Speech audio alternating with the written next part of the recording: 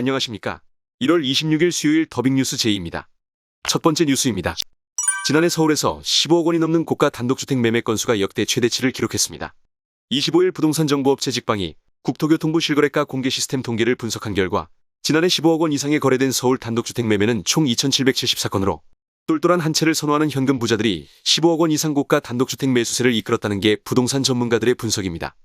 정부는 2019년 12-16 부동산 대책을 통해 투기과열지구 내 15억 원을 초과하는 주택 매입 시 담보대출을 한 푼도 못 받게 했지만 고가 단독주택 매매는 오히려 늘어나는 모양새입니다. 두 번째 뉴스입니다. 백신 미접종자나 접종 미완료자들이 신속 항원 검사의 음성 확인서를 받으면 이를 방역 패스로 사용할 수 있게 됩니다. 선별진료소나 임시선별검사소, 호흡기 전담 클리닉에서 신속 항원 검사를 받으면 방역 패스로 인정되는 음성 확인서나 의료기관명과 결과 통보일이 기재된 의사소견서를 받을 수 있습니다. 하지만 개인이 약국 등에서 구매한 자가 검사 키트로 검사의 음성이 나온 경우에는 방역 패스로 인정되지 않는 점은 주의하셔야겠습니다. 음성 확인서를 통한 방역 패스의 유효기간은 검사 결과 통보 시점으로부터 24시간입니다. 세 번째 뉴스입니다. 지난해 한국 경제가 4% 성장률 고지를 밟았습니다.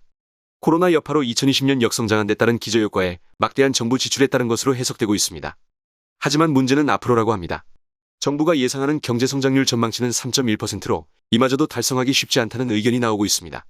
국내에선 오미크론 변이 확산세로 소비 심리가 위축되어 내수 회복이 지체될 수 있는 데다 미국의 통화 긴축 가속화와 중국 경기 둔화 우려 등 대외 환경도 좋지 않기 때문입니다.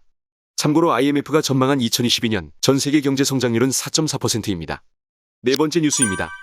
정부가 외환시장 개장 시간을 대폭 연장하고 해외 금융기관의 외환시장 직접 참여 허용 등 외화 거래 제도를 획기적으로 개선하는 방안을 추진한다고 밝혔습니다. 이를 통해 외국 투자자들의 국내 외환시장 접근성을 확대하고 한국의 MSCI 선진국 지수 편입도 본격적으로 추진할 예정입니다. 개장 시장 연장의 경우 기존 오전 9시부터 오후 3시 30분까지였던 제도를 오전 9시부터 새벽 1시로 연장할 계획이라고 구체적으로 발표하였습니다.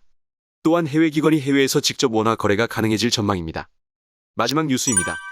대내외 악재로 국내 증시에서 패닉 장세가 펼쳐지면서 유가 증권 시장이 2,700 가까이 주저앉았습니다.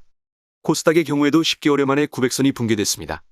미국 긴축 우려와 우크라이나발 지정학적 위기가 현실화하는 상황에서 외국인들이 한국을 비롯한 아시아 주식을 먼저 던지고 있다는 해석이 나오고 있으며 25에서 26일로 예정된 미국 연방공개시장위원회 정례회의 결과에 대한 불확실성도 투자 심리를 악화시킨 것으로 풀이되고 있습니다.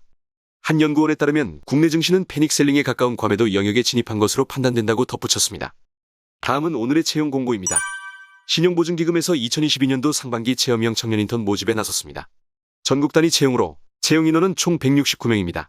모집 기간은 1월 26일부터 2월 9일 수요일 오후 2시까지며 자세한 채용 관련 정보는 커리어넷 신용보증기금 채용대행 홈페이지를 통해 확인하실 수 있습니다.